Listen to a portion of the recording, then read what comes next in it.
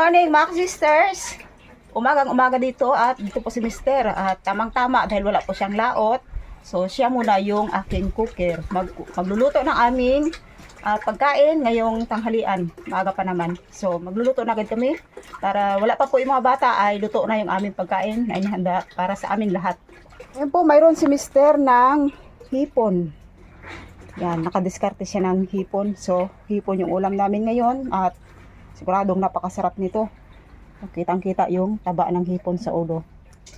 Yan, hipon sa dagat. Siya rin po yung magluluto. Yan po, hinugasan muna ni Mister yung hipon. Aalisin po yung kanyang pinaka ayan, sanguso. Yung parang buhok. Ano ba yan? Ang tawag dyan. Basta yun. Buhok ng nakalagay sa ulo para hindi po maging sagabal kapag kinain. Napakataba ng hipon, kitang-kita doon sa ulo. Ang kulay orange. Mataba siya. Hipon sa dagat. Ang lago pa to? Tanggalin mo yan, sagabal yan sa pagkain eh. Mamansyan pa yan eh. Mamansyan.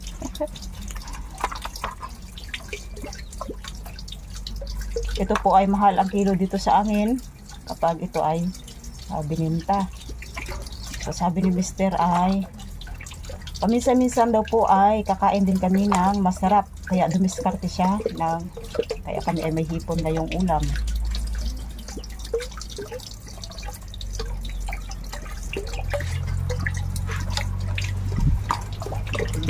Gluta lang. Yung wala naman siguro yung iba na. Meron.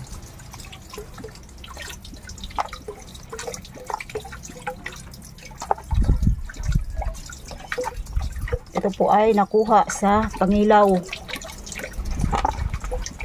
Yan, dahil hindi pa si Mister marunong magpamana nung matagal na, siya po ay nangingilaw muna hanggang sa natuto siyang magpamana.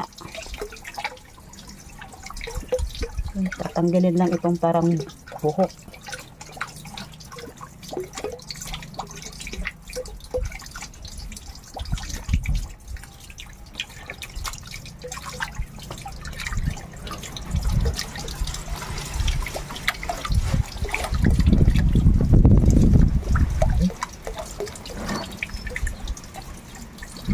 May kasama rin sumpo. Sugpito. Yung ganyang kalaki ng sugpito ba? Ang tawag namin yan ba? Sugpito? Sugpo sa paglaki. Paglaki na. Hindi na maglaki yan eh kasi nahuli na. Kaya sugpo na sa paglaki yan. Nasugpo. Mister ng gulay na panghalo namin doon sa hipon.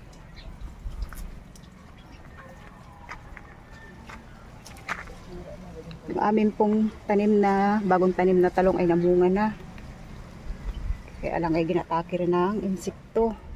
Ang ibang bulaklak, napakaraming bulaklak. Hindi yung iba tumutuloy. Dahil po ay kinukuha niya ng insekto. Yun ang nakuha ni Mister na talong.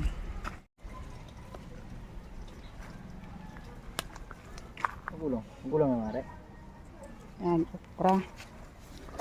Ang daming bunga ng okra oh. Ang daming bunga. Yan, malalaki. Yung medyo mura lang hal. Mura naman ah. Mura pa. Pero napakataas ng kahit po ay malalaki, matataas na yung okra ay masipag pa rin mamunga. Basta't sagana lang sa dilig. Ito pa oh, ang dami oh.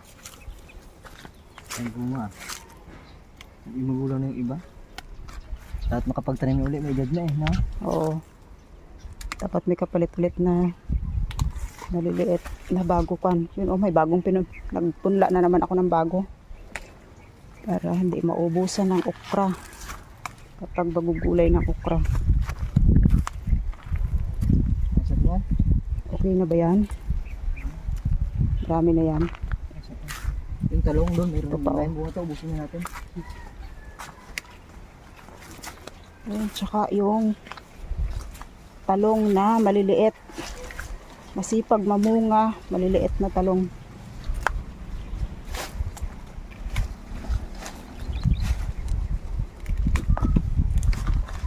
Talong na initlog.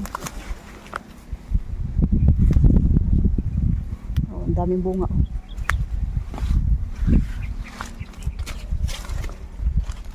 Yun. Nagpaiwan na po agad ako ng pang-ang binhi ko. Just na yung iba mahal, oh. Marami pa yun dyan sa taas. Kahit maliliit, kuhain mo na. Kasi madaling magulang yan. Kalalagay ko lang na naman yan bagong pataba. Ilagyan ng pataba para mag-kuhan ulit. Good na. Sige. Okay na. Aming gulay. Yan, yun. Haluan din ni Mister na talbos. Ang tamang dami lang. Tama, okay ba? Yun, sobrang dami.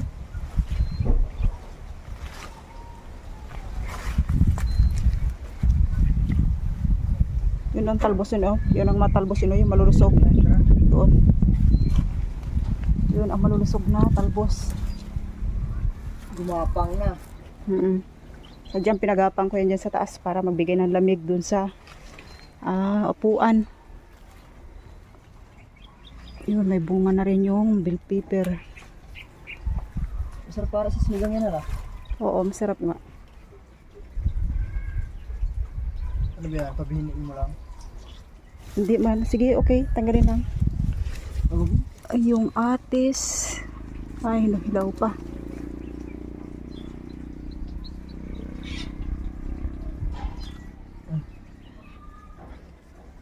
Yun, solved na ang aming gulay.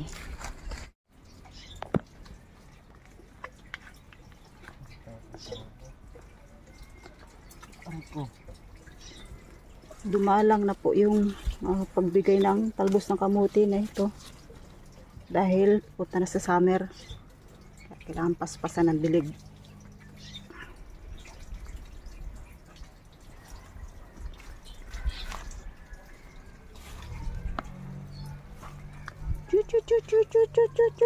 Walang Chuy.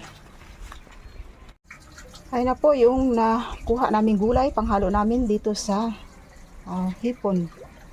Ay sinigang daw po sa sampalok yung luto dito ni Mister. Wow, sarap nun na luto. Awang, magapakulog na tayo ng tubig. Sinigang na hipon sa hinog na sampalok.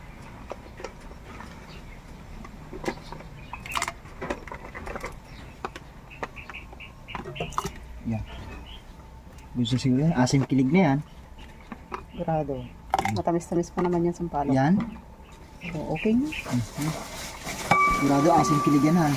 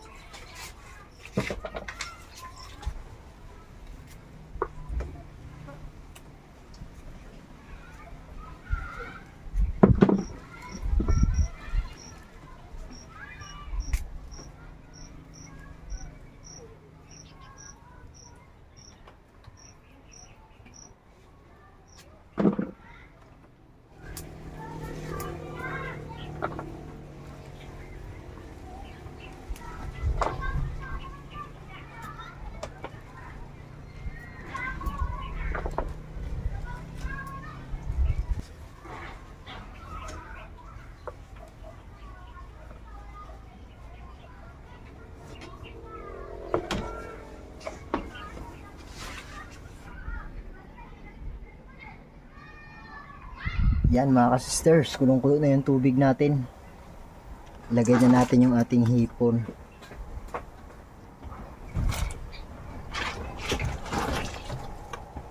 Tapos mamaya na natin ilagay yung gulay. Yan.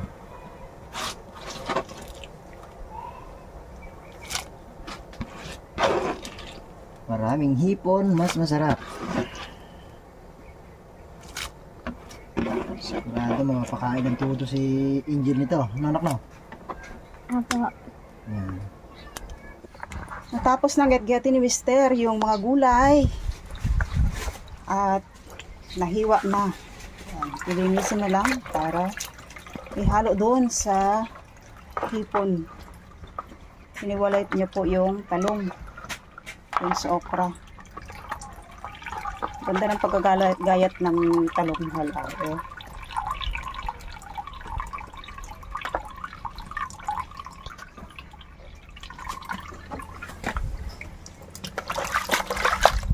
Ito pala.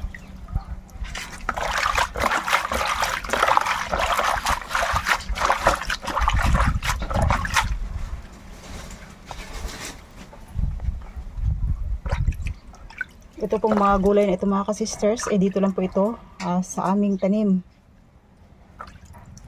Dahil po yung binili ko lang, yung tanging gastos ko lang is kamatis.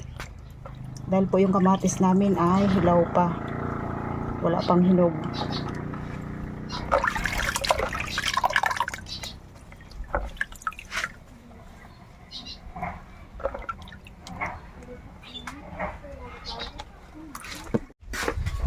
Dito na po yung dalawang bata, si Faith at si Angel. Sila po yung unang nakalabas ng school. Wala pang 11. Lagyan natin yung kamatis. Yun, tsaka na po lagay ni Mister yung kamatis. Tinanggalan lang ng buto. Yan. Mamaya na yung ano. Mamaya yung gulay. Okay. Sa itsura pa lang ay napakasarap na.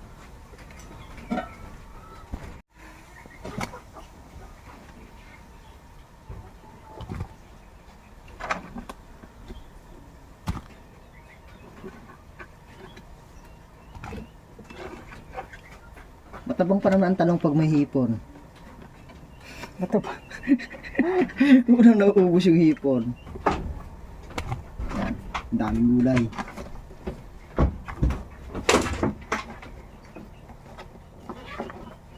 Okay. Pagkapan muna natin. Pag kumulo.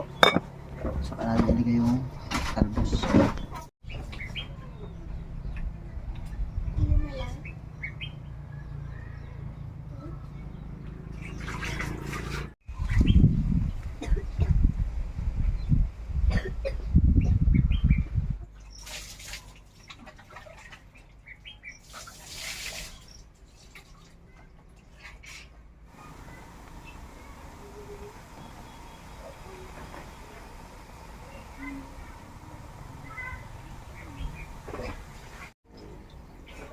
Okra. Tara. Talbos, sabihin na natin. Madaling maluto ito eh.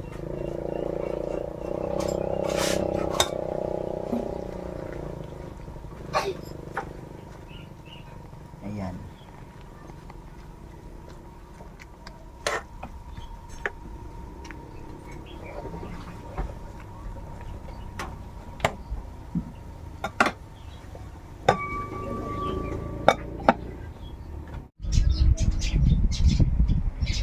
Yan. Pwede na yan, mga ka-sisters. Sigurado na to. Yan. Yan mga ka-sisters ay lutong bahay lang at dito lang yan. Ako lang ano. Kung may kulang dyan, eh, sabihin nyo na lang. Yan lang kasi yung alam kong luto dito eh. Sinigang.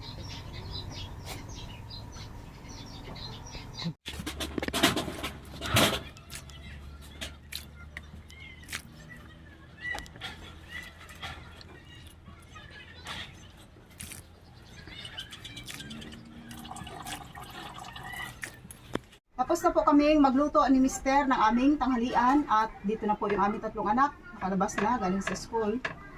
And at kami po ay kakain na ng aming masarap na tanghalian today. Pray. Si Angel ang mag-pray. Lord, maraming salamat po sa biyaya. Maraming salamat po sa lahat. Amen. Kain na. Okay. Oh. Hoy. Okay. Ato mo. Si Faith. Si Faith ay paborito ang hipon. Kamatis. Ayun.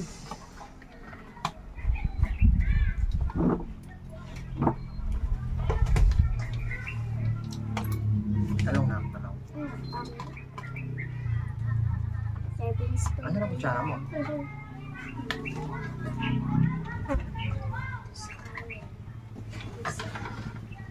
Sundok na dyan, anak, yan na. Yun, santok. Malapit na dyan ang ulam eh. Oh, ito. Oh, serving spoon. Gumamit ng serving spoon.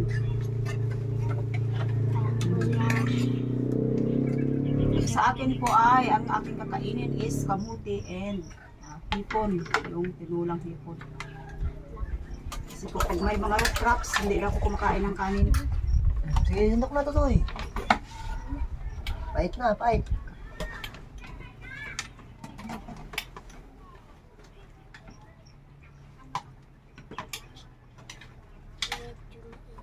Medyo mainit. Galing sa apoy yan, anak, kaya mainit. Ganyan talaga pag galing sa apoy. Mainit.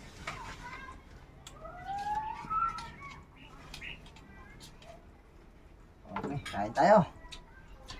Shout out po sa lahat ng mga viewers and subscribers. Hindi po ako nakapagbasa ng comment dahil wala po yung cellphone ko dito. Ayos ko po muna kay ka-brother Ed. Pinalipat po doon sa bagong cellphone. Shout out po kay Ma'am April at kay Ma'am Abby. Ito anak, lagay ang kwan. Ako shout out kay Ate M. M na yung nagpadala sa akin ng bagong phone ko. God bless po sa iyo, ma'am. Nawa po ay makasurvive kayo sa kabila ng mga pinagdadaanan.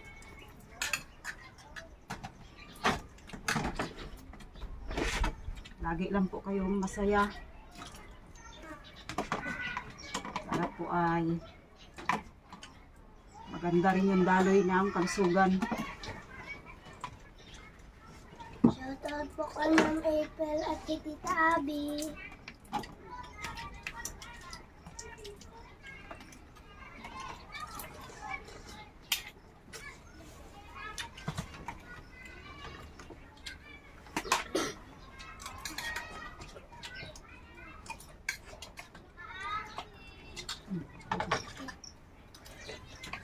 Asong mo muna.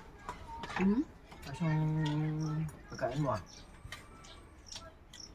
Yan ang tunay na Pilipino, kamuti. Ang tunay na Pinoy ay kamuti, balinghoy, lahat ng root crops, yun ang kakainin.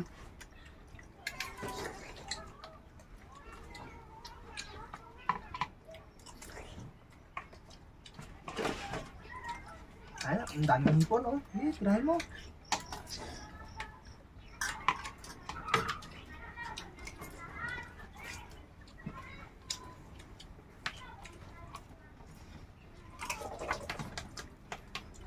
Kagandahan.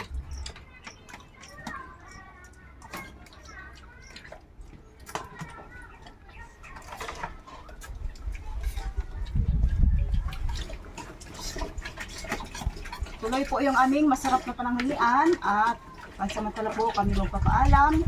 Magkita-kita po ulit tayo sa next video. Maraming salamat po sa inyong patuloy na pagsuporta at panonood. God bless.